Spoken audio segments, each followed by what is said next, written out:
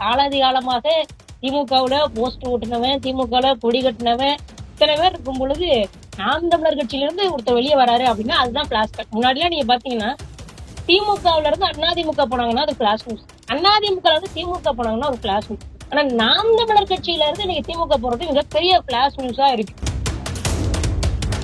ஒவ்வொரு செய்தி ஊடகங்கள்லயும் ஒவ்வொரு எண்ணிக்கையில போடுறாங்க. முதல் ஒரு செய்தி ஊடகத்துல 3000 போடுறாங்க, இன்னொரு செய்தி ஊடகத்துல 2000 போடுறாங்க, இன்னும் ஒரு செய்தி ஊடகத்துல நாம் தமிழர் கட்சியில மற்றும் பிற கட்சியில இருந்து விலகியவர்கள் அப்படின்னு போடுறாங்க. இதுல இன்னும் மிகப்பெரிய கேள்விக்குத்தி என்ன அப்படின்னா, ஏற்கனவே கட்சியிலிருந்து விலகி திமுகவில் இணைந்தவர்களே மீண்டும் போய் திமுகவில் இணைறாங்க. எனக்கு தெரிஞ்சு நாம் தமிழர் கட்சியில இருந்து 2 பேர் விலகி திமுகவில் இணைந்தவர்கள், அதாவது ஒருவர் வந்து ராஜீவ்காந்தி அவரோட முன்னிலை, செந்தில் பாலாஜி அவர்கள் முன்னிலையில் இணைஞ்சவங்களும் மீண்டும் முதல்வர் முன்னிலையில போய் விளையாடுறாங்க. அப்ப இந்த செய்தியே முதல்ல பொய்யானது. அதிகபட்சம் மிஞ்சி மிஞ்சி போனா ஒரு 40-50 பேரை தாண்டி இருக்காது நாம் தமிழர் கட்சியுடைய நபர்கள். அப்ப 2026 சட்டமன்ற தேர்தலில் நாம் தமிழர் கட்சி வெல்வதற்கான வாய்ப்புகள் இருக்கு அப்படிங்கறதுனால திமுக நாம் தமிழர் கட்சியை கண்டு பயந்துதான் வந்து இந்த மாதிரியான வேலைகளை செஞ்சுட்டு இருக்காங்க. ஒரு 40 பேரை கூட்டிட்டு போய் 4000 பேரு அப்படின்னு சொல்லக்கூடிய இந்த செயல்களை எல்லாம் வந்து இதனாலதான் அவங்க செஞ்சுட்டு இருக்காங்க. இவர்கள் வந்து நாம் தமிழர் கட்சியுடைய பேரை சொல்றதுக்கே முதல்வர் அஞ்சுறாரு அப்படின்னு தான் நம்ம எடுத்துக்கணும். நீங்க அந்த அரங்கமே 1100 பேர் அமர்வதற்கான அரங்கம் அப்படின்னு நீங்க எப்பயும் கூகுள் தட்டி பாருங்க. அந்த அண்ணா அறிவாலயம் வந்து மாடியோடு சேர்த்து 1100 பேர் அமர்வதற்கான ஒரு அரங்கம் தான். அங்க எப்படி முதல்ல 3000-4000 பேர் அமர்ந்தாங்க அப்படிங்கிற கேள்வி. முதல்ல ராஜீவ்காந்தி அவர்களுக்கு உண்மையிலேயே நேர்மை இருந்தால், துணிவு இருந்தால், உண்மையிலேயே அவர் அரசோட செயல்படுறாரு அப்படின்னா, அவர் குறைந்தபட்ச மனச்சான்று இருந்துச்சுன்னா அந்த 3000 பேருடைய பட்டியலை வெளியிட சொல்லுங்க. நாம் தமிழர் கட்சி உறுப்பினர் எண்ணோட, நாம் தமிழர் கட்சி உறுப்பினர் அட்டையோட அவரோட பட்டியலை வெளியிட சொல்லுங்க. அதன் பிறகு அது விவாதிக்கும். ராஜீவ்காந்தி சொன்னதெல்லாம் நீங்க வந்து எனக்கு நகைச்சுவை. ஏன்னா ஹார்ட் டிஸ்க்ல நான் தான் வாங்கினேன்றாரு. ஹார்ட் டிஸ்க்ல கொடுக்குற அளவுக்கு அதிகபட்சம் ஒரு போட்டோ எவ்வளவு இருக்கும்? ஒரு ஜிபி அளவுக்கு கூட ஒரு போட்டோ இருந்து நான் பார்த்ததில்லை. ஒரு 6 போட்டோ என்ன 500 ஜிபிக்கா இருக்கும். ஒரு ஹார்ட் டிஸ்க் நான் தான் வாங்கினேன்றாரு. இதுல இருந்தே ராஜீவ்காந்தி சொல்றது பொய் அப்படின்னு நம்ம தெரிஞ்சுக்கணும். நாம் தமிழர் கட்சியை குறிவைத்து, அதுவும் குறிப்பா சீமான் அவர்களை குறிவைத்து தாக்கிக்கிட்டே இருக்கு. அவருக்கு இவ்வளவு நாம் தமிழர் கட்சியின் மீது வந்து நான் மோடி தான் பார்க்கணும் முடிவு பண்ணிட்டாரு அப்படின்னா, அவர் அந்த சட்டையின் மீது மரியாதை வைத்திருக்கிறாரோ இல்லையோ, நாங்கள் அந்த காட்சி சட்டையின் மீது மதிப்பு வச்சிருக்கிறோம், மரியாதை வச்சிருக்கோம். அந்த சட்டையை கலட்டிட்டு அவர் அரசியலுக்குள்ள குதிக்கட்டும். நேரடியாக வருண்குமார் அவர்களோடு மோதுவதற்கு நாங்கள் தயாராக இருக்கோம். அது போக சட்ட ரீதியாகவும் ஒரு வழக்கு போட்டிருக்காரு. அந்த வழக்கை எதிர்கொள்வதற்கும் நாம் தமிழர் கட்சி தயாராக இருக்கு. இவர்களுக்கு ஒரு நோக்கம், இது இன்னும் வெளிப்படையா சொல்லுவாங்க, இங்க இருக்கக்கூடிய யாருக்குமே பெரியாரின் மீது பாசமோ பற்றோ கிடையாது. அண்ணன் சீமான் அவர்களின் மீது இருக்கக்கூடிய வெறுப்பு, அண்ணன் சீமான் அவர்களின் மீது இருக்கக்கூடிய காழ்ப்புணர்ச்சி. தன்னோடு இருக்கக்கூடிய ஒரு நபர் இன்றைக்கு 8% வாக்குகளை பெற்று ஒரு தனித்த அரசியல் கட்சியை துவங்கி ஒரு தனித்த அரசியல் சக்தியாக தமிழ்நாட்டில் மாறி இருக்கிறார். அதை ஏற்றுக்கொள்ள முடியாத ஒரு காழ்ப்புணர்ச்சியில தான் இங்க வேலை சார். உலகம் முழுமைக்கும் பரவி வாழும் வள்ளுவம் தொலைக்காட்சி சொந்தங்கள் அனைவருக்கும் வணக்கம். அரசியல் பேசு நிகழ்ச்சிக்கு உங்களை வரவேற்பதில் மகிழ்ச்சி. இன்று நம்மோடு நேர்காணலில் இணைந்திருக்கிறார் நாம் தமிழர் கட்சியினுடைய மாணவர் பாசறை ஒருங்கிணைப்பாளர் அனீஸ் பாத்திமா அவர்கள். வணக்கம், நல்லா இருக்கீங்களா? வணக்கம், நலமா இருக்கீங்களா? நலமா.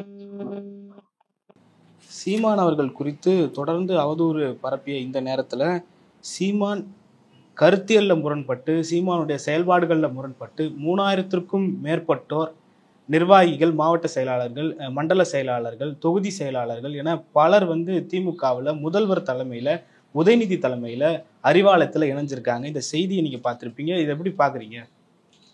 இது ரொம்ப நகைச்சுவையா பாக்குறேன்.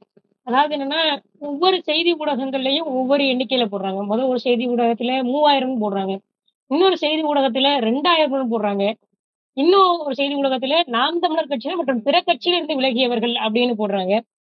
இதுல இன்னும் மிகப்பெரிய கேள்விக்குத்தி என்ன அப்படின்னா, ஏற்கனவே கட்சியிலிருந்து விலகி திமுகவில் இணைந்தவர்களே மீண்டும் போய் திமுகவில் இணைறாங்க. எல்லா கட்சியிலயுமே ஒரு முறை இணைஞ்சிட்டாங்க அப்படின்னா அது அவ்வளவுதான். அதன் பிறகு அவங்க அந்த கட்சியில இருந்து விலகினாலும், அந்த கட்சி விலக்கினாலும் தான் அந்த கட்சியில இருந்து மீண்டும் இணைய வேண்டிய சூழல் ஏற்படும். ஆனா திமுகல மட்டும் எனக்கு தெரிஞ்சு நாம் தமிழர் கட்சியில இருந்து 2 பேர் விலகி திமுகவில் இணைந்தவர்கள், அதாவது ஒருவர் வந்து ராஜீவ்காந்தி அவரோட முன்னிலை, செந்தில் பாலாஜி அவர்கள் முன்னிலையில் இணைஞ்சவங்களும் மீண்டும் முதல்வர் முன்னிலையில போய் விளையாடுறாங்க. அப்ப இந்த செய்தியே முதல்ல பொய்யானது. அதிகபட்சம் மிஞ்சி மிஞ்சி போனா ஒரு 40-50 பேரை தாண்டி இருக்காது நாம் தமிழர் கட்சியுடைய நபர்கள்.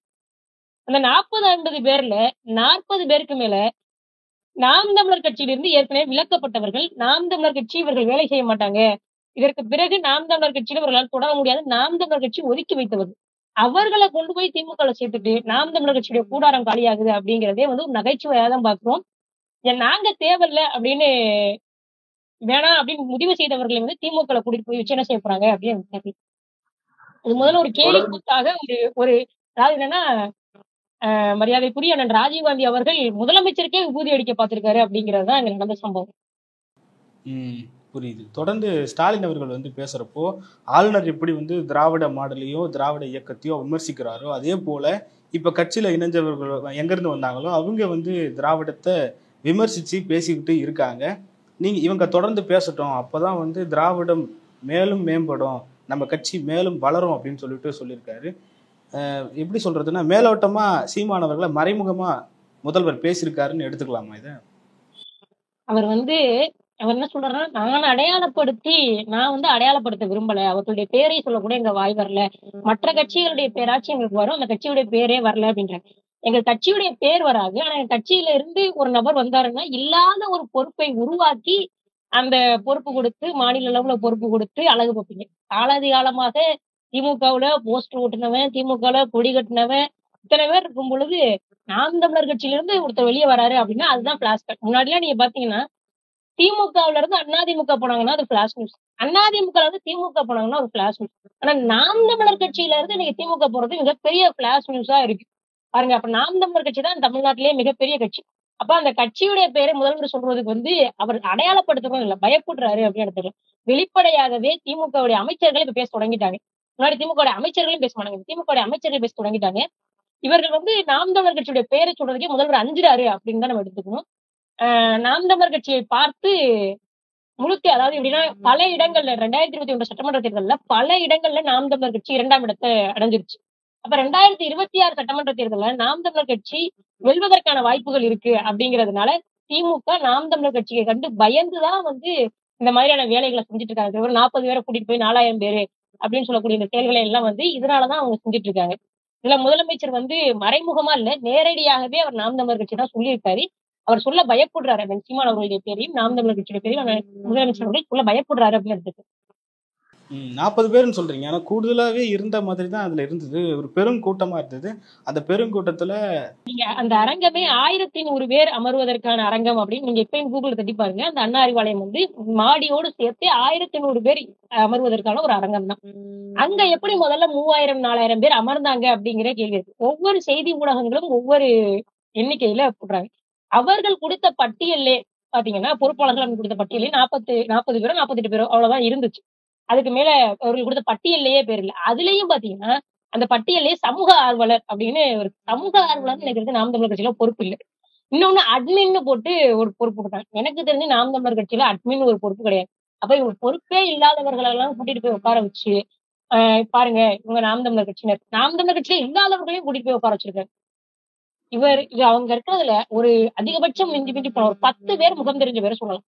அதுக்கு மேல ஒருவர் கூட நாம் தமிழர் கட்சியில இது வரைக்கும் யாருமே பார்க்காத நபர்கள் தான். எங்களுக்கே தெரியாம எப்ப உறுப்பினர் போட்டு எப்ப விலகுனாங்கன்னே தெரியல அப்படின்னு. 1300 பேருன்னு சொல்றீங்க, ஆனா ராஜீவ்காந்தி அவர்கள் அதுக்கு விளக்கமும் கொடுத்திருக்காரு. நிறைய பேர் இருக்காங்க, நாங்க இந்த இடத்துல போதிய இடம் இல்லைன்றதுக்காக நாங்க கொஞ்சம் பேர் தான் கூப்பிட்டுருக்கோம், கூப்பிட்டா 4000 5000 பேர் கூட வரதுக்கான வாய்ப்பு இருக்கு. அப்படி கூப்பிடக்கூடிய அண்ணன் அறிவாளர் ராஜீவ்காந்தி செஞ்சிருக்கலாம் அப்படின்னா, ஏற்கனவே சேர்ந்தவர்கள் திரும்ப கொண்டு வந்து சேர்த்ததுக்கு பதிலா புதிதா சேர இருக்கிறவங்கள கூட்டிட்டு அறிவாலயத்துக்கு கூப்பிட்டு வந்திருக்கலாம். ஏற்கனவே சேர்ந்த 2 நபர்களை தகடூர் பகுதியில ஒருத்தரா இருக்கட்டும், திருநெல்வேலியில ஒருத்தரா இருக்கட்டும், அதே போல தினகரன் அப்படின்னு ஒருத்தரா இருக்கட்டும், அவர்கள் எல்லாம் ஏற்கனவே நாம் தமிழர் கட்சியிலிருந்து விலகி திமுகவில் இணைந்தவர்கள். அவர்களையே மீண்டும் இணைய சொல்றதுக்கு பதிலா நீங்க சொல்லக்கூடிய அந்த வெளியில ஏற்கனவே இன்னும் 2000 பேர் இருப்பாங்க இல்லையா, அந்த 2000 பேர்ல ஒரு 2 பேரை கூப்பிட்டு வந்திருக்கணும்ல. அதுக்கு பதிலா யார் இல்ல. முதல்ல அந்த ராஜீவ்காந்தி அவர்களுக்கு உண்மையிலேயே நேர்மை இருந்தால், துணிவு இருந்தால், உண்மையிலேயே அவர் அறத்தோட செயல்படுறாரு அப்படின்னா, அவருக்கு குறைந்தபட்ச மனச்சான்று இருந்துச்சுன்னா அந்த 3000 பேருடைய பட்டியலை வெளியிட சொல்லுங்க. நாம் தமிழர் கட்சி உறுப்பினர் எண்ணோட, நாம் தமிழர் கட்சி உறுப்பினர் அட்டையோட அவரோட பட்டியலை வெளியிட சொல்லுங்க. அதன் பிறகு அதை விவாதிக்கும். புரியுது. காலையில பத்திரிகையாளர் சந்திப்புல சீமான் அவர்கள் பேசிய போது சூரியன் மறைந்தால்தான் தமிழ்நாட்டுக்கே விடிவுன்னு சொல்லியிருக்காரு. அதை எதிர்க்கும் விதமா முதல்வர் அவர்கள் இன்னைக்கு மதியானம் பேசுறப்போ சொல்லியிருக்காரு, சூரியனை பார்த்து ஏதோ ஒண்ணு குலைக்குமான்ற மாதிரி ஒரு பழமொழி இருக்கும் அப்படின்ற மாதிரி, நாய் குலைக்குமா அப்படின்ற மாதிரி ஒரு பழமொழி இருக்கு. அதை குறிப்பிட்டு சொல்லியிருந்தாரு. இதை சீமானை மையப்படுத்தி தான் இந்த வார்த்தை சொல்லப்பட்டதுன்னு நீங்க நினைக்கிறீங்களா? முழுக்க முழுக்க இன்றைக்கு இருக்கக்கூடிய அரசியல் களம் அப்படிங்கிறது திமுக வெர்சஸ் நாம் தமிழர் தான். இதுவரைக்கும் அவர்கள் நாம் தமிழரை தவிர்த்து வந்தார். ஆனா இதன் பிறகு அவர்களால் நாம் தமிழரை தவிர்க்க முடியல. நாம் தமிழர் கட்சி ஒரு மிகப்பெரிய அரசியல் சக்தியாக, மூன்றாவது அரசியல் சக்தியாக, திமுக அதிமுகவுக்கு மாற்றான ஒரு சக்தியாக தமிழகத்துல நிறுவியாச்சு. இதன் பிறகு அவர்களால தவிர்க்க முடியாது. அந்த சூழல்ல தான் முதலமைச்சர் அதை பேச தள்ளப்பட்டிருக்காரு. அவர் சுற்றி வளைச்சு சுத்தி வளைச்சு நான் பேச விரும்பல அப்படின்னு சொல்லுவாங்கல்ல, அந்த இடத்திற்கு ஸ்டாலின் அவர்கள் வந்துட்டார். இதன் பிறகு திமுகவுடைய அரசியல் அப்படிங்கிறது நாம் தமிழர் கட்சியை எதிர்த்துதான் இருக்கும். நாம் தமிழர் கட்சியை எதிர்த்துதான் அவர்கள் அரசியல் செய்ய வேண்டிய சூழல்ல இருக்காங்க. நாம் தமிழர் கட்சியை திமுக பயம் கண்டுருச்சு அப்படிங்கறத நம்ம எடுத்துக்கோம். அவங்க என்ன சொல்றாங்க, சூரியனை பார்த்து ஏதோ ஒண்ணு குலைக்குமா அப்படின்னு சொல்றாங்க. சூரியன் கண்டிப்பா மறைஞ்சுதான் ஆகணும். அதுதான் இயற்கையுடைய நியதி. சூரியன் மறைஞ்சுதான் ஆகணும். அதனால கண்டிப்பா ஈரோடு கிழக்குல சூரியன் மறையும். வருண்குமார் அவர்கள் தொடர்ந்து சீமான் அவர்கள் மீது கொடுத்த வழக்கின்படி சீமான் அவர்கள் நேரில் ஆஜராகி விளக்கம் கொடுக்கணும்னு சொல்லிட்டு திருச்சி நீதிமன்றத்தில் சொல்லியிருந்தாங்க. இப்போ தற்போது 3000 பேர் திமுகவில் இணைஞ்சதை பார்த்துட்டு வருண்குமார் அவர்கள் கொஞ்ச நஞ்சமும் போச்சா அப்படின்றத தாண்டி திரள் நிதி திரட்டி ஓட்டு வாங்கின உங்களுக்கே இவ்வளோ திமிர் இருக்கும்னா படித்து உழைச்சி வந்த எங்களுக்கு எவ்வளோ இருக்குன்ற மாதிரி ஒரு பதிவு போட்டிருந்தாரு. இதுக்கு திமுகவுக்கு ஆதரவாக போட்டிருக்காருன்னு சொல்லிட்டு நாம் தமிழ் கட்சியினுடைய நிர்வாகிகள் பலர் பேசுகிறாங்க. திரள் நிதின்றனாலே அது சீமானை தான் குறிக்கும்னு நீங்க நினைக்கிறீங்களா? இல்ல, அதாவது என்னன்னா, இன்றைக்கு இருக்கக்கூடிய சமகால சூழல்ல விமர்சிக்கப்படுற சமூக வலைதளங்கள்ல யார இந்த வார்த்தையை சொல்லி விமர்சிக்கிறாங்க அப்படிங்கிற ஒரு விடயம் இருக்கு. இன்னைக்கு இருக்கக்கூடிய சமகால சூழல்ல நாம் தமிழர் கட்சியை தான் திரள் நிதி விமர்சிக்கிறாங்க. ஆனா மற்ற கட்சிகள்லாம் திரள் நிதி வாங்கலையா, மற்ற கட்சியெல்லாம் செய்யலையா அப்படின்னா, கம்யூனிஸ்ட்ல இருந்து திமுகல இருந்து எல்லாருமே இதை செஞ்சிருக்காங்க. ஆனா இன்றைக்கு இருக்கக்கூடிய சமகால அரசியல் சூழல்ல ஒரு விமர்சிக்கப்படக்கூடிய கட்சியாக நாம் தமிழர் கட்சி தான் இந்த வார்த்தையை சொல்லி விமர்சிக்கக்கூடிய கட்சியாக இருக்கு. ஏற்கனவே ஐபிஎஸ் வருண்குமார் அவர்கள் நம்ம சொல்லிட்டோம், நீங்க ஒரு ஐபிஎஸ் போல செயல்படுங்க, திமுகவுடைய ஒரு மாவட்ட செயலாளர் போல செயல்படாதீங்க அப்படிங்கறத பல முறை நம்ம சொல்லியிருப்போம். ஆனா இவர் என்ன செய்யறாரு அப்படின்னா, ஒரு திமுகவுடைய மாவட்ட செயலாளர் போல இவர் செயல்பட்டு ஒரு எக்ஸிகியூட்டிவ் மிஷனரி. இவர் ஒரு அரசாங்கத்துல கொடுக்கக்கூடிய சட்டங்களை, அதாவது மக்களுக்கு எந்த ஒரு பாகுபாடும் இல்லாம நிறைவேற்ற வேண்டிய இடத்துல இருக்கிறாரு ஐபிஎஸ் வருண்குமார். ஆனா இவர் என்ன செஞ்சுக்கிட்டு இருக்காரு அப்படின்னா, ஒரு தனிப்பட்ட அரசியல் கட்சியை ஏதோ ஒரு அரசியல் கட்சி போல, ஒரு அரசியல் கட்சி தலைவர் போல தொடர்ச்சியாக தாக்கிக்கிட்டே இருக்கு. தொடர்ச்சியாக அவருடைய இன்ஸ்டாகிராம் பதிவுகள்ல இருந்து, பேஸ்புக் பதிவுகள்ல இருந்து எல்லாவற்றையும் என்ன செய்யறாங்க அப்படின்னா, நாம் தமிழர் கட்சியை குறிவைத்து, அதுவும் குறிப்பாக சீமான் அவர்களை குறிவைத்து தாக்கிக்கிட்டே இருக்கு. அவருக்கு இவ்வளவு நாம் தமிழர் கட்சியின் மீது நான் மோதிதான் பார்க்கணும்னு முடிவு பண்ணிட்டாரு அப்படின்னா, அவர் அந்த சட்டையின் மீது மரியாதை வைத்திருக்கிறாரோ இல்லையோ, நாங்கள் அந்த காக்கி சட்டையின் மீது மதிப்பு வச்சிருக்கிறோம், மரியாதை வச்சிருக்கிறோம். அந்த சட்டையை கலட்டிட்டு அவர் அரசியலுக்குள்ள குதிக்கட்டும். நேரடியாக வருண்குமார் அவர்களோடு மோதுவதற்கு நாங்கள் தயாராக இருக்கோம். அது போக சட்ட ரீதியாகவும் ஒரு வழக்கு போட்டிருக்காரு. அந்த வழக்கை எதிர்கொள்வதற்கும் நாம் தமிழர் கட்சி தயாராக இருக்கு.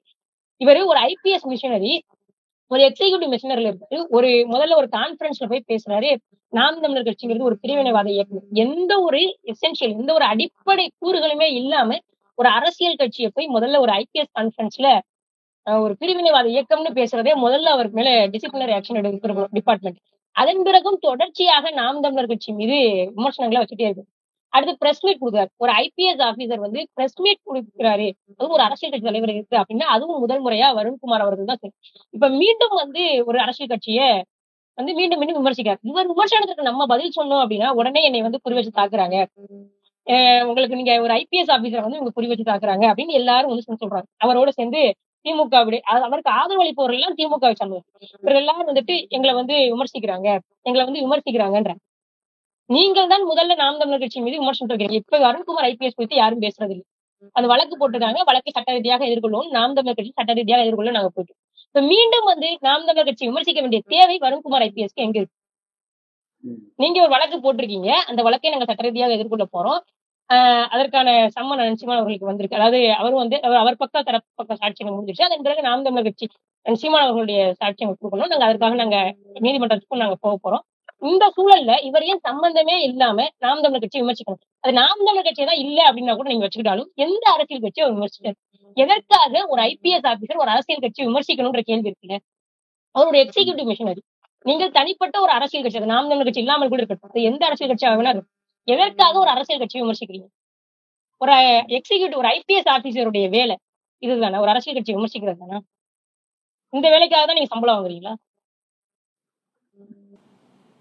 புரியுது. பெரியாருக்கு எதிராக பிரபாகரனை முன்னிறுத்துவது இது எந்த விதத்துல நியாயமா இருக்கும்? இது வந்து ஒரு சரியான அரசியல் களமா, ஒரு சரியான ஒப்பீடா இருக்கும்னு நீங்க நினைக்கிறீங்களா? பெரியாருக்கு எதிராக தலைவர் பிரபாகரனை முன்னிறுத்த வேண்டிய தேவை இன்றைய காலச்சூழலை உருவாக்கியிருக்காங்கன்னு சொல்லலாம். முதல்ல பெரியாரை எதிர்க்க வேண்டிய தேவை எங்கிருந்து வருது அப்படின்னா, இதுவே காலச்சூழல் தான் உருவாக்கியிருக்கு. அதுவும் இன்றைக்கு இருக்கக்கூடிய குறிப்பாக திராவிடர்கள், பெரியாரிய உணர்வாளர்கள் இருக்கக்கூடிய இவர்கள் தான் இந்த சூழலுக்கு தள்ளியிருக்காங்க. பெரியாரை நாம் தமிழர் கட்சி எதிர்க்கணும்னு நினைக்கல. ஆரம்ப காலகட்டங்கள்ல பெரியாரை நாம் தமிழர் கட்சி வழிகாட்டியாக தான் பார்த்துச்சு. பெரியாரை எதிர்ப்பதற்காக நாம் தமிழர் கட்சி துவங்கப்படவில்லை அப்படின்னு நிச்சயமான அவர்கள் மேடையிலேயே பேசியிருக்காங்க. அப்ப இந்த சூழல்ல தான் நாம் தமிழர் கட்சி பெரியாரை நாங்க அணுகுறோம். ஆனா ஒரு காலகட்டத்துல இவங்க என்ன செய்யறாங்க அப்படின்னா, நம்ம தமிழ் தலைவர்கள் குறித்து நாம் தமிழர் கட்சி தமிழ் தலைவர்களை அடையாளப்படுத்தும் பொழுது, தமிழ் ஆளுமைகளை அடையாளப்படுத்தும் போது, எடுத்துக்காட்டு சொல்லணும் வ.உ.சி அடையாளப்படுத்தும் போது, ம.பொ.சி அடையாளப்படுத்தும் போது, அயோத்தியாச பண்டிதரை அடையாளப்படுத்தும் போது, ரெட்டமலை சீனிவாசனை வீட்டை நம்ம பேசும்போதெல்லாம் அவர்களிடம் இருக்கிற சர்க்கிள்களையும் இவங்க பேச தொடங்கினாங்க.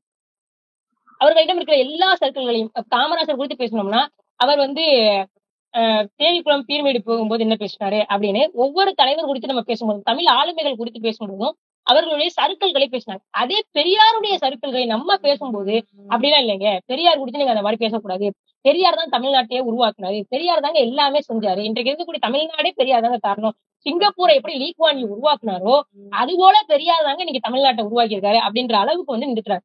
பெரியார் தாங்க தமிழினத்திற்கு பகுத்தறிவு கற்பிச்சாரு, பெரியார் தாங்க சமூக நீதி கற்பிச்சாருன்றாரு.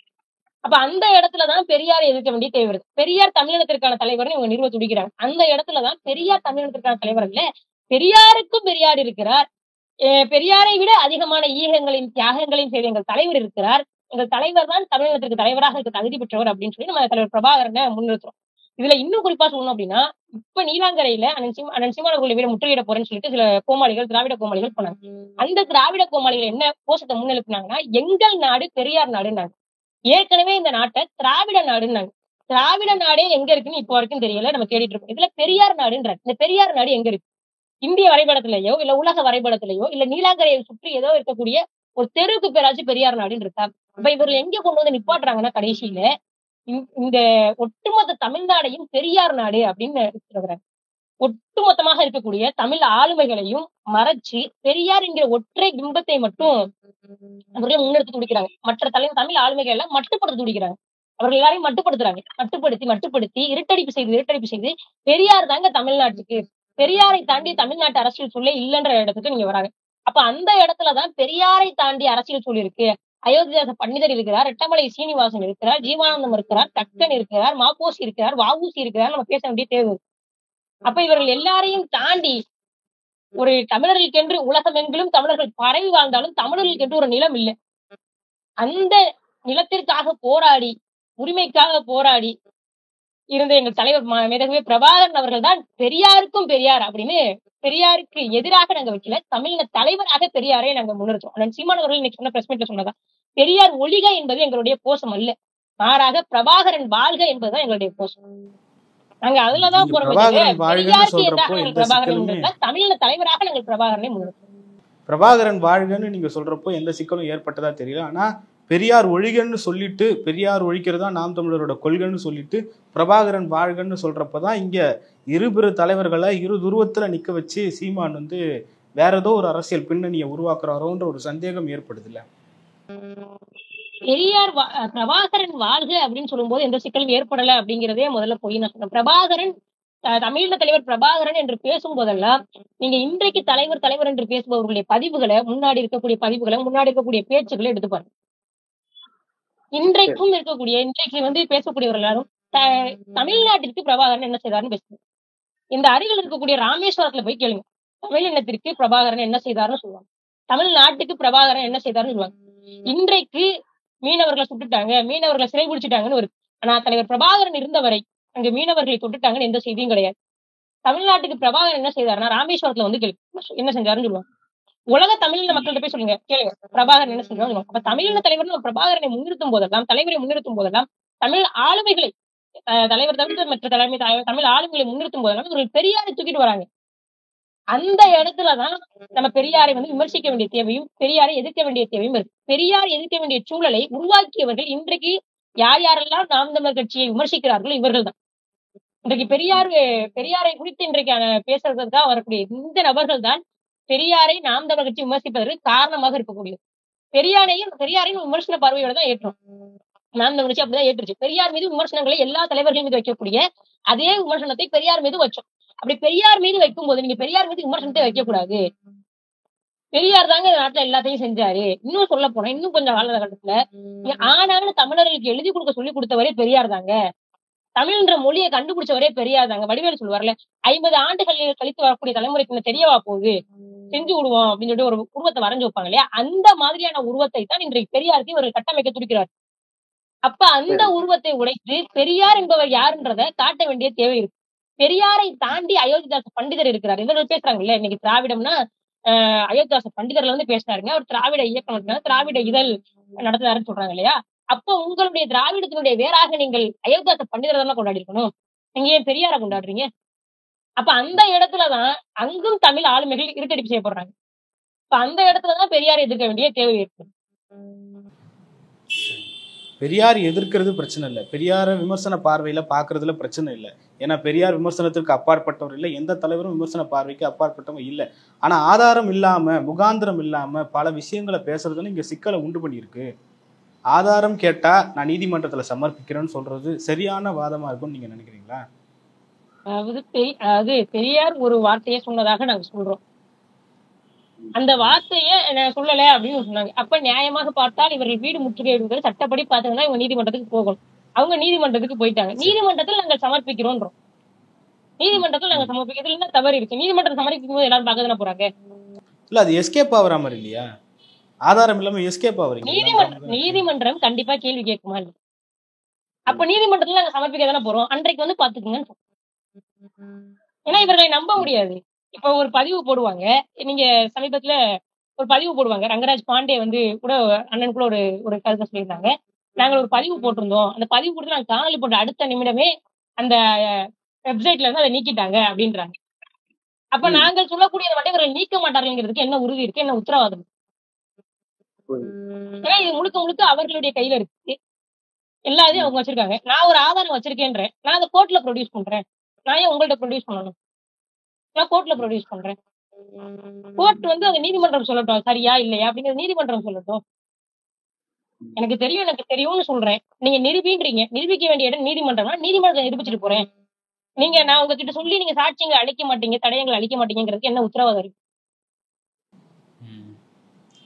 விஜயனுடைய வருகைக்கு பிறகுதான் இந்த பெரியார் எதிர்ப்பு பலம் அடைஞ்சிருக்கு சீமான் கிட்ட, நாம் தமிழ் கிட்ட அப்படின்றது பேசுபொருளாவே மாறி இருக்கு.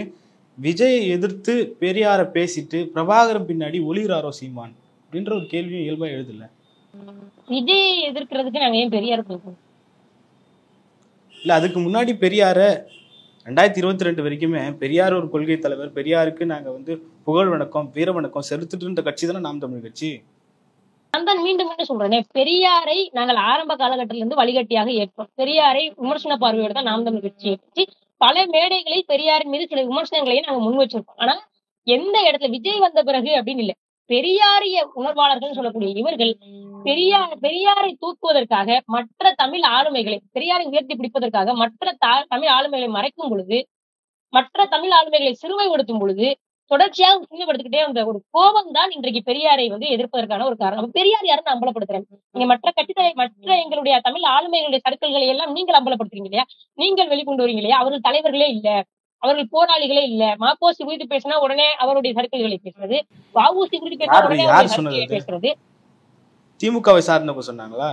திமுக சார்ந்தவர்களும் பேசுறாங்க, இன்றைக்கு இருக்கக்கூடிய பெரியாரிய உணர்வாளர்களும் பேசியிருக்காங்க. பெரியாரிய உணர்வாளர்கள் பேசினா பெரியாரிய உணர்வாளர்களை விமர்சிங்க. சீமான் அவர்கள் முன்னிறுத்தி பேசுறாரு அப்படின்னா அடுத்த ஒரு கொஞ்ச நேரத்துக்குள்ளே என்ன செய்யறாங்க அப்படின்னா அந்த தமிழ் ஆளுமையுடைய சர்க்கிள்களை எடுத்து தொடர்ச்சியா பேச துவங்குறாங்க. மாப்போசி பேச துவங்குறாங்கன்னா உடனே மாப்போசி சர்க்கிள்களே பேசுறாங்க. சிப்பா ஆயத்தினார் குறித்து பேசணும்னா உடனே சிப்பா ஆயத்தினாருடைய சர்க்கிள்கள் குறித்து பேசுறாங்க. ஆனால் பெரியாருடைய சர்க்கிள்களை நாங்கள் பேசும்போது ஒரு சகித்துக் கொள்ள முடியல, ஒரு நாள் ஏற்றுக்கொள்ள முடியலன்னா அப்ப பெரியாருடைய சர்க்கிளை நாங்களும் பேசதான் செய்வோம்.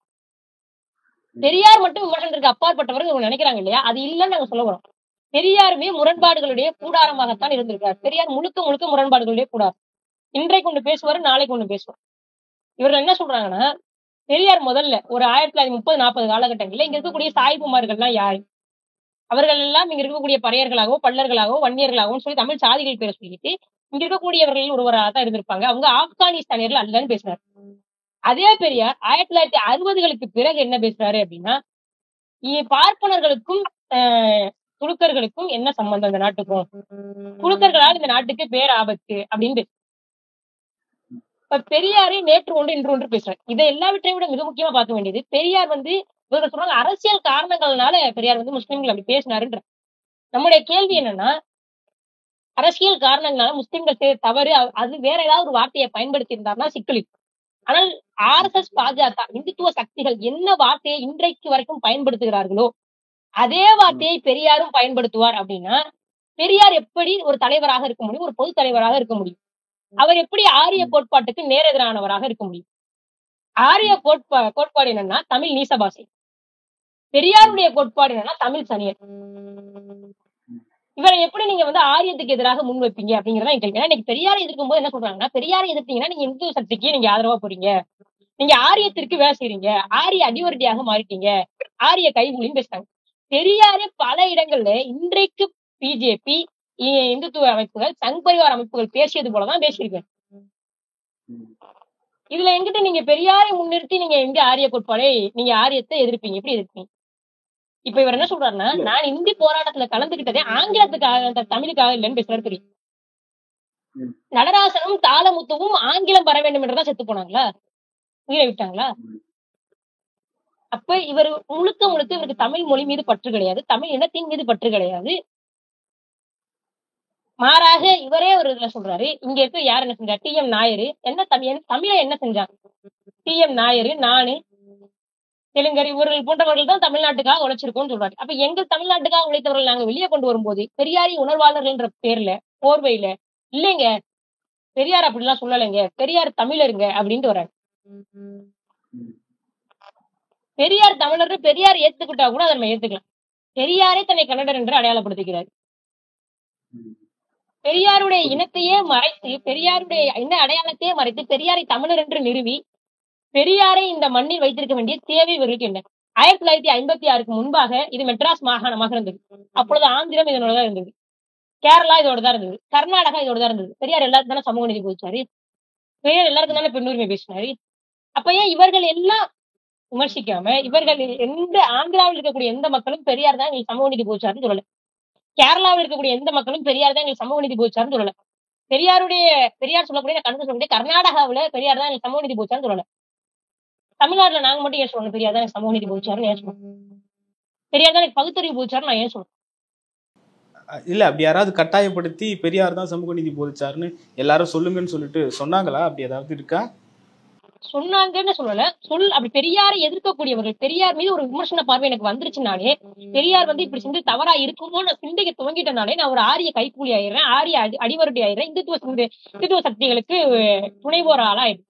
ஆனா பெரியாரே பல இடங்கள்ல இந்துத்துவ சக்திகளுக்கு ஆதரவு அளிக்கிறது போல, இன்றைக்கு பெரியார் கருத்து எடுத்து பாத்தீங்கன்னா இந்துத்துவ சக்திகளுக்கு ஆதரவு அளிக்கிற போல பல கருத்துக்களை பெரியாரே பேசியிருக்கேன். அப்ப நான் பெரியாரை எதிர்க்க துவங்கினாலே நீங்க ஆரிய அடிவருடின்னு முத்திர குத்தி, நான் இந்த சமூகத்துல, அதாவது இன்றைக்கு இருக்கக்கூடிய பெரியாரை ஆதரித்தால் மட்டும்தான் தமிழ்நாட்டு அரசியல நீங்க முற்போக்குவாதி, பெரியாரை எதிர்த்தாலே நீங்கள் பிற்போக்குவாதி அப்படிங்கிற ஒரு பிம்பத்தை கட்டி வச்சு, உளவியல் ரீதியாக பெரியாரை எதிர்ப்பவர்கள் எல்லாம் சங்கிகள், பெரியாரை எதிர்ப்பவர்கள் எல்லாம் இந்துத்துவாவுக்கு வேலை செய்பவர்கள் ஒரு பிம்பத்தை கட்டமைச்சு வச்சிருக்காங்க. அதை எதிர்க்கணும்னு நாங்க சொல்றோம். அது இல்லைன்னு நான் சொல்றேன். பெரியாரும் இந்த மண்ணில் விமர்சனத்திற்கு உட்பட்டவர் தான். அவரை ஏன் நீங்க தனிப்பட்ட முறையில பெரியாரை மட்டும் ஏன் தூக்கி பிடிக்கிறீங்க? எத்தனையோ தலைவர்கள் போராடி இருக்காங்கல்ல. அண்ணன் திருமாவளவன் சொல்றாங்க பெரியார் முன்னேற்றியர் இல்ல, பெரியாருக்கும் முன்னேற்றியர்கள் இருக்கிறாங்க, அயோத்திதாச பண்டிதர், ரெட்டமலை சீனிவாசன் இருக்கிறாங்கன்றாங்க. ஏன் இப்ப அண்ணன் திருமாவர்கள் விமர்சிக்கலன்னா, அண்ணன் திருமாவர்கள் கூட்டணியில இருக்காங்க திமுகவோட. இதே நாம் தமிழர் கட்சியில நாங்க சொல்லும் பொழுது அப்படிலாம் இல்ல, இங்க பாருங்க இவங்க RSS வேலை செய்யறாங்க, இவங்க பிஜேபிக்கு வேலை செய்யறாங்க, இவங்க ஆரிய அடிவருடியா இருக்காங்க. இந்த இடத்துலதான் நாங்க எதிர்க்க வேண்டிய தேவை இருக்கு. பெரியாரை எதிர்த்தாலே பிற்போக்குவாதின்ற ஒரு பிம்பத்தை கட்டமைக்கிறாங்க, அந்த பிம்பத்தை உடைக்க வேண்டிய தேவை இருக்கு. அதனால பெரியாரை நாங்க அம்பலப்படுத்துறோம். இன்னும் சொல்ல போனா பெரியாரை நாங்க அவமானப்படுத்துற, பெரியாரை நாங்க அம்பலப்படுத்துறோம். பெரியார் யார் பெரியார்? ஈவே ராமசாமி அப்படிங்கிறவர் யாரு அப்படிங்கிறத ரொம்ப வேணாம். இப்ப உங்களுக்கும் எனக்கும் எதற்காக பேர் வைக்கிறாங்க? கூப்பிடுறதுக்காக பேர் வைக்கிறாங்க. அனிஷ் பாத்திமா அது என்னோட பேரு. அப்ப பெரியாருடைய பேரு அப்படின்னு சொன்னா ஈவே ராமசாமி தான். ஈவே ராமசாமின்னு நான் சொல்லிட்டாலே பெரியாரை இழிவுபடுத்தக்கூடிய சொல்லுன்றாங்க. இதுக்கு இது எந்த விதத்துல நியாயம்னு தெரியல. காமராசரை காமராசர் தான் கூப்பிடுறோம், கக்கனை கக்கன் தான் கூப்பிடுறோம், அயோத்திதாச பண்டிதரை அயோத்திதாச பண்டிதர் தான் கூப்பிடுறோம், பிரபாகரனை பிரபாகரன் தான் கூப்பிடுறோம். ஆனா பெரியாரை மட்டும் நீங்க பெரியார் தான் கூப்பிடணும், நீங்க ஈவே ராமசாமின்னு கூப்பிடக்கூடாது, கலைஞர் தான் கூப்பிடணும், நீங்க கருணாநிதின்னு கூப்பிடக்கூடாது அப்படின்னு அவர்களுக்கு இவர்கள் வைத்து அடைமொழி பேர் சொல்லி தான் கூப்பிடணும்னு கட்டாயப்படுத்துறாங்கல்ல. அதுவே முதல்ல தவறு தானே. அதுவே முதல்ல வந்து நீங்க திணிக்கிறது தானே. நீங்க பெரியார்னு சொல்லுங்க, ஈவே ராமசாமின்னு சொல்லிட்டோம்னா உடனே இருக்கக்கூடிய எல்லாரும் கொதிக்கிறாங்க. ஏன் அவர் பேர் ஈவே ராமசாமி தானே, உங்க அப்பா அம்மா வச்ச பேர் அதுதானே, அதைதானே சொல்லி கூப்பிட முடியும். உளவியல் ரீதியாக இவங்க தாக்குறாங்க. புரியுது புரியுது. நீங்க பெரியாரை எதிர்க்கும் பொழுது நீங்க விரும்பக்கூடிய, நீங்க உங்களுடைய கட்சியினுடைய தலைவரா வச்சுக்கக்கூடிய பிரபாகரனே வந்து பெரியாரை ஏற்றுக்கொண்டவர் தானே. சீமானவர்களே பல இடத்துல வந்து அதை ஒப்பிட்டு சொன்னதாக செய்திகள்லாம் வருது இல்ல. அப்போ நீங்க பெரியாரை எதிர்க்கும் பொழுது பிரபாகரனையும் சேர்ந்து எதிர்க்கிறதா தானே சமமா இருக்கும். அன்றைக்கு இருந்த காலகட்டத்துல, அதாவது மிகப்பெரிய அளவுல சோசியல் மீடியாவோ மிகப்பெரிய அளவுல எதுவுமே இல்லாத ஒரு காலகட்டங்கள்ல, ஏன் அண்ணன் சீமான் அவர்களே 2009 வரைக்கும் பெரியாரி இயக்கங்கள்ல பெரியாரிய மேடைகள்ல பேசினவங்க தான். அன்றைக்கு இருக்கக்கூடிய எல்லாருமே பெரியாரை ஆதரிச்சவங்க தான். பெரியாரை முழுமையாக எதிர்த்தவங்க அப்படின்னு அண்ணன் சீமான் அவர்களே இல்ல. அப்ப அண்ணன் சீமான் அவர்களே பெரியாரை ஆதரிச்சுதான் இருந்திருக்காங்க. அப்போ ஒரு காலகட்டம் வரும்பொழுது பெரியார் குறித்தான தெளிவு வரும்பொழுது பெரியார் தவறானவர்னு சொல்றோம். பெரியார் தவறானவர்ன்றதை விட பெரியார் விமர்சனத்துக்கு உட்பட்டவர்ன்றோம். பெரியார் மீதும் பெரியாரிடமும் சறுக்கல்கள் இருக்குதுன்னு சொல்றோம். அதைதான் சொல்றோமே தவிர, தலைவர் வந்து பெரியாரை புகழ்ந்துட்டாங்க, தலைவர் வந்து பெரியாரை வந்து விமர்சன பார்வை முன்வைக்கல அப்படின்னா, தலைவருடைய அரசியல் அப்படிங்கிறது தமிழ்நாட்டு அரசியல் கிடையாது. நான் செய்யறது தமிழ்நாட்டு அரசியல். தலைவர் என்பவர் உலக தமிழினத்திற்கும், ஒட்டுமொத்த உலக தமிழினத்திற்கும் தலைவராக நாங்கள் ஒரு முன்னிறுத்தோம். தமிழ்நாட்டுக்கு மட்டும் தலைவர் நாங்க முன்னிறுத்தல. அப்ப அந்த இடத்துல தலைவர் வந்து பெரியாரை விமர்சிக்கல அப்படிங்கிற கருத்தில நம்ம எடுத்துக்க முடியாது. பெரியாரை எல்லாரும் படிச்சுட்டு வரோம். படிச்சுட்டு வரும்பொழுதுதான் பெரியாரும் நிறைய முரண்பட்ட கருத்துக்களை சொல்லியிருக்காருன்னு பெரியாரோட சர்க்கிள்களும் சொல்ல துவங்குறோம். அதற்கு எதிர்ப்புகள் கிளம்புது. பெரியாரை நீங்க விமர்சிக்கவே கூடாது அப்படின்றாங்க. தமிழ் ஆளுமைகளை பேசும்பொழுது அதிகமான மட்டுப்படுத்தலும் விமர்சனங்களும் வருது. அந்த இடத்துல பெரியாருங்கிறது ஒரு கட்டமைக்கப்பட்ட பிம்பம் நமக்கு தெரிய வருது. அந்த இடத்துல பெரியாருடைய பிம்பத்தை உடைக்கிறோமே தவிர, இதுல தலைவரை நம்ம எந்த இடத்துல இழிவுபடுத்தின மாதிரி இது ஆகும். பிரபாகரனை நான் சந்திக்கவே இல்லைன்னு சொல்லிட்டு சீமான் இன்றைக்கு நேர்காணல்ல சொல்லியிருக்காரு. இவ்வளவு நாளா பிரபாகரனோடு இருந்த புகைப்படம் அதெல்லாம் வந்து வச்சு விளம்பரத்திற்காக அதெல்லாம் செஞ்சாரோ? முதல்ல தலைவர் அண்ணன் சந்திச்சேன் அப்படின்னு சொன்னாங்க. தலைவரோடு இருந்த எல்லா நிகழ்வுகளையும் பகிர்ந்துகிட்டாங்க. அப்படி பகிர்ந்து கொண்ட எல்லா நிகழ்வுகளும் விமர்சனத்துக்குள்ளாச்சு. விமர்சிச்சுக்கிட்டே இருந்தாங்க, தொடர்ச்சியாக விமர்சிச்சுக்கிட்டே இருந்தாங்க. இவர் சந்திக்கவே இல்லைன்னாங்க. 8 நிமிடம் தான் சந்திச்சாருன்னாங்க, 10 நிமிடம் தான் சந்திச்சாருன்னாங்க. அதன் பிறகு எடுத்த போட்டோ போயினாங்க, தொடர்ச்சியா சொல்லிட்டே இருந்தாங்க. அப்ப அண்ணன் சொன்னாங்க, இப்ப நானே சொல்றேன், நான் சந்திக்கல விடுங்க அப்படின்னு ஒரு ஒரு நகைச்சுவையாக, ஒரு சாதாரணமா இப்ப என்ன நான் இல்லைன்னு ஒத்துக்கணும், அவ்வளவுதானே, பக்கம் ஒத்துக்கிறேன் இல்ல அப்படின்னு சொல்லிட்டு போற மாதிரி ஒரு சாதாரணமான ஒரு சென்டென்ஸ் தான் வந்து அதை சொன்னாங்க. மற்றபடி அதுல வந்து அண்ணன் வந்து பல மேடைகள், அதாவது திராவிட இயக்க மேடைகள்லயே அண்ணன் பேசும் பொழுதே பெரியாரை சந்தித்த நிகழ்வுகளை, பெரியாரோடு இருந்த நிகழ்வுகளை, பெரியாரோடு இருந்த தருணங்களை பல மேடைகள்ல பகிர்ந்திருக்காரு. அன்றைக்கெல்லாம் இவர்கள் விமர்சனம் செய்யல. என்றைக்கு நாம் தமிழர் கட்சிக்கு வாங்கி திராவிடத்தை எதிர்க்க போறோம், திமுகவை எதிர்க்கிறோன்ற ஒரு நிலைப்பாட்டுக்கு வந்து அரசியல் கட்சி ஆகப்பட்ட அரசியல் கட்சி நிலைப்பாடு எடுத்த பிறகுதான் இவர்கள் வந்து அண்ணன் தலைவரோடு இருந்த சொல்லக்கூடிய நிகழ்வுகளை விமர்சிக்க துவங்கினாங்க. நீ தொடர்ச்சியா விமர்சிச்சுட்டே இருக்கிற, இல்லன்னு சொல்றேன். இப்ப நான் இல்லன்னு சொல்றேன், நீ அமைதியா இருங்க. சரி, நான் இல்லன்னு சொல்றேன். ஏன்னா இப்ப எங்களுக்கு வேலை இருக்கு. எங்களுக்கு ஈரோடு கிழக்கு தேர்தல் இருக்கு. அந்த தேர்தலை தேர்தலை நோக்கி நாங்க வேலை செய்யணும். இது குறித்தே நாங்க பதில் சொல்லிக்கிட்டே இருக்க முடியாது. எங்களுக்கு என்று அடுத்த கட்ட 2026 சட்டமன்ற தேர்தல் இருக்கு. அந்த தேர்தல் குறித்து நாங்க வேலை செய்யணும். இவர்களுக்கு வேற வேலை கிடையாது. இவர்களுக்கு வேற வேலை கிடையாது. நாம் தமிழர் கட்சியை திட்டினாதான், நாம் தமிழர் கட்சியை விமர்சிச்சாதான், நாம் தமிழர் சீமான் அவர்களை விமர்சிச்சாதான் எங்களுக்கு சோறு. ஆனா எங்களுக்கு அப்படி இல்லை. எங்களுக்கு நிறைய வேலை இருக்கு. நாங்க அடுத்த கட்டத்துக்கு போகணும். நான் சொல்லிட்டேன், நாங்க உண்மைன்னு சொன்னோம், நீங்க நம்பல. சரி, நாங்க பொய்ன்னு சொல்றோம்.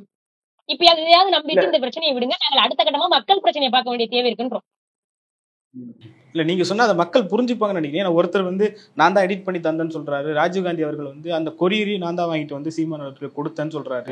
இந்த நேரத்துல நீங்க வந்து எனக்கு சொன்னீங்க நகைச்சுவை.